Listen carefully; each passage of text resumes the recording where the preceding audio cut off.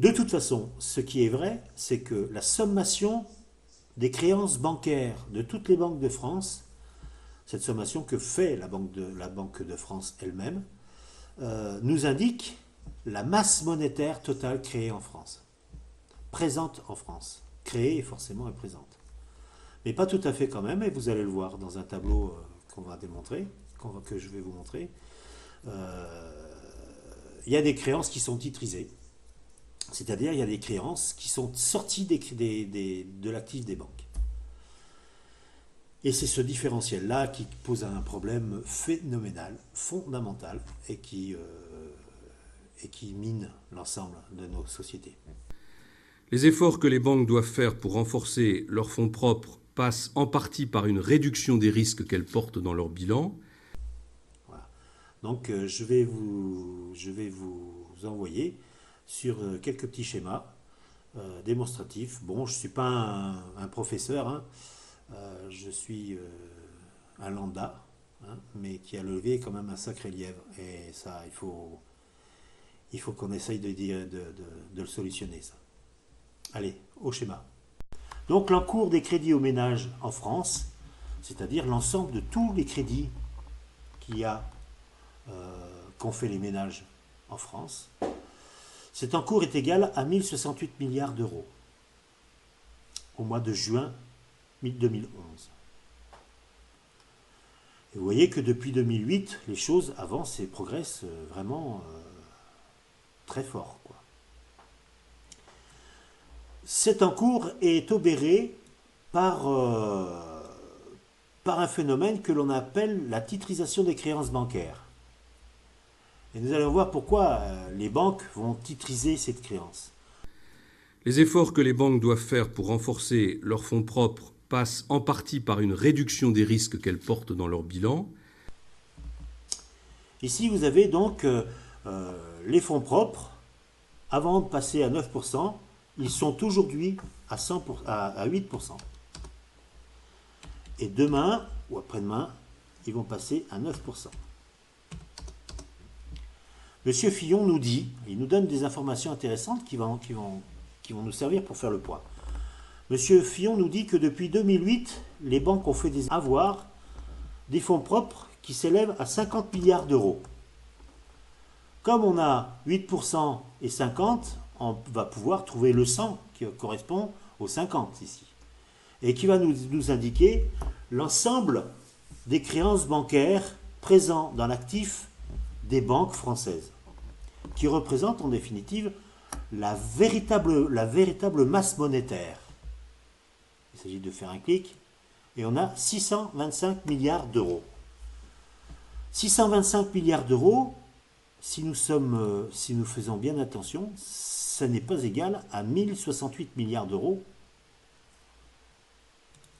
de l'exemple tout à l'heure fait. Hein, 1068 milliards d'euros pour le juin 2011. En sachant pertinemment qu'effectivement, ils incorporent en revanche les crédits titrisés. Donc quel est le volume des crédits titrisés?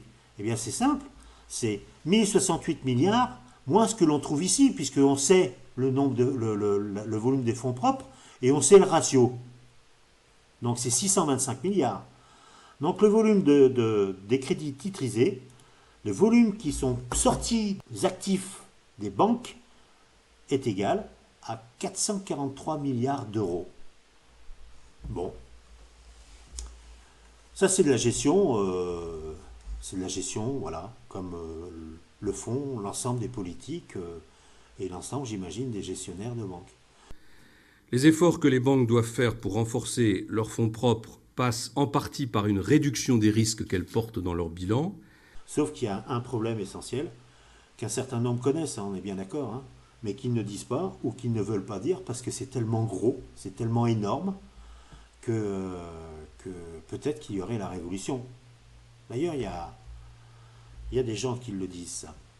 Les 443 milliards d'euros de crédits titrisés sont sortis des bilans et de l'actif des banques de second rang de France parce qu'ils ont été vendus à des fonds de pension américains, australiens, canadiens, anglais, néo-zélandais, anglo-saxons d'une manière générale, pour payer la retraite des cadres américains, anglo-saxons d'une manière générale. Ça, c'est la première des choses qui est un peu un travers un peu cocasse. Le second, et est énorme, c'est qu'à partir du moment où une créance disparaît de l'actif des banques, la monnaie est détruite. C'est-à-dire que les banques ont détruit, en vendant les créances, 443 milliards d'euros. Si bien qu'il nous reste donc 625 milliards d'euros, 625 milliards d'euros, pour rembourser une dette de 1068 milliards d'euros. Ça n'est pas le fait des ménages, hein, ça. Ça n'est pas le fait du tout des particuliers. C'est le fait des politiques qui ont, en 1988, installé une loi qui s'appelle, que l'on a appelée la loi sur la titrisation des créances bancaires et la création des fonds communs de créances. Ces gens-là ont permis aux banques ce phénomène-là. Et ce phénomène-là crée la crise de la dette. La crise de la dette, elle ne vient que de là. Et là, par exemple, M. Fillon nous dit que avec 9%, il faut que les banques trouvent 8 milliards supplémentaires. Chose qu'elles ne feront jamais d'ailleurs. Hein. Vous allez voir comment ils vont faire. Mais mettons 58 euros, 58 milliards. Donc ça fait un volant de crédit de 644 milliards donc environ 20 milliards supplémentaires. Mais les banques, pour avoir 9 milliards, 9% de fonds propres, vont vendre les créances. Elles vont en vendre dans les 625 pour qu'il y ait effectivement un ratio de 9%. Que les banques devraient renforcer leurs capitaux propres pour atteindre une cible de 9% de fonds propres durs en juin 2012. Elles vont diminuer le 100. En quelle proportion ? On ne sait pas. Mais si 9% correspond à toujours 50 milliards d'euros, eh bien voilà, vous avez le problème. 155 milliards d'euros de créances. Si bien qu'elles vont vendre 625, on va le mettre ici, 625 moins 555, elles vont vendre 70 milliards d'euros supplémentaires, de créances supplémentaires. Autrement dit, elles vont détruire encore et encore 70 milliards d'euros. Eh bien, nous y voilà.